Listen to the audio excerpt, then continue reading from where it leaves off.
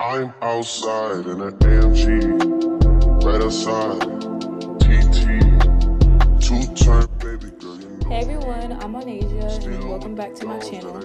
In today's video, I will be doing a day in the life of a CNA. So if you watched my last video, I had recently earned my CNA in, I want to say like early April, and now I'm actually working as a CNA. I planned on working as a CNA from the time that I finished spring semester of college until I started August semester, and so like May to August, but I ended up not starting to work as a CNA until just recently, like mid-June.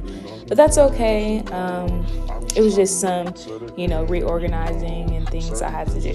But anyways, right now I am currently driving to work, as you see in the video. I went to go pick me up some Starbucks. Now I am walking into the building and it is time to get the day started.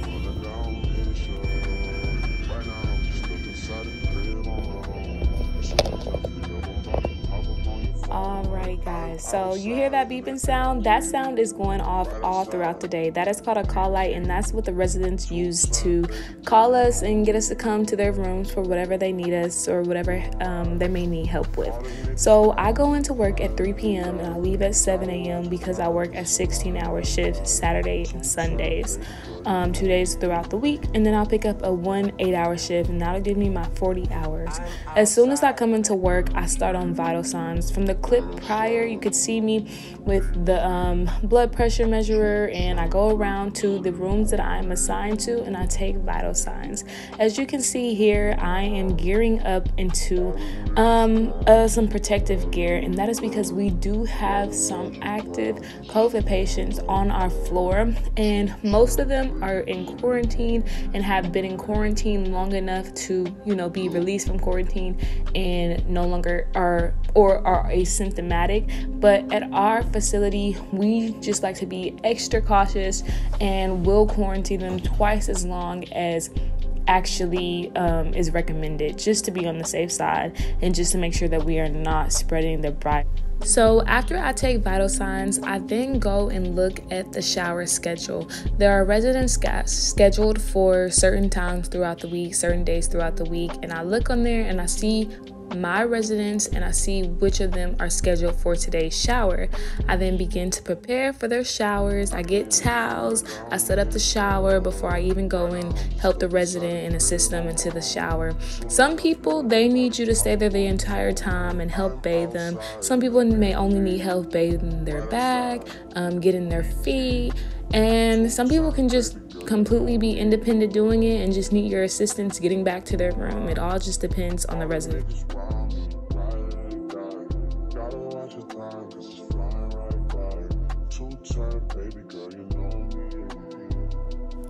So I wanted to incorporate this clip of me washing my hands because this is such an important part, especially when you are working in healthcare. Every field you work in, you should be washing your hands, making sure you're staying germ-free. But especially in healthcare, you should be washing your hands. We are surrounded by fluids. We are helping people, cleaning people, and we are exposed to a lot of things. And I also wanted to mention that I do have very sensitive skin, and having to wash my hands several times a day after each interaction with, someone or a resident, my hands get so dry. And so right now I'm really just trying to figure out a solution to that or anything to help that.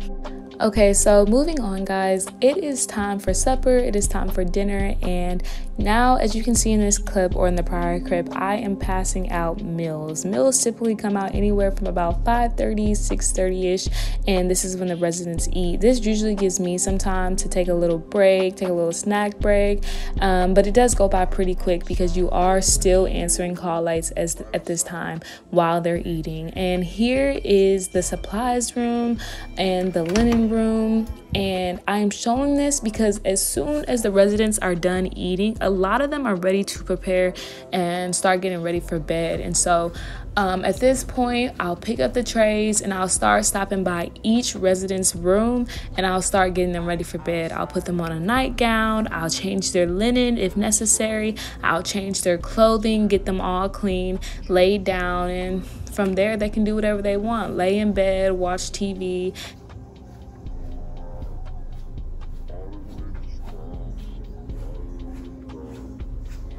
Okay guys, by this time, after vitals, taking residents' showers, getting their food ready, going by each room and helping the residents get ready and settle for bed, I am exhausted. If you work in healthcare, thank you so much.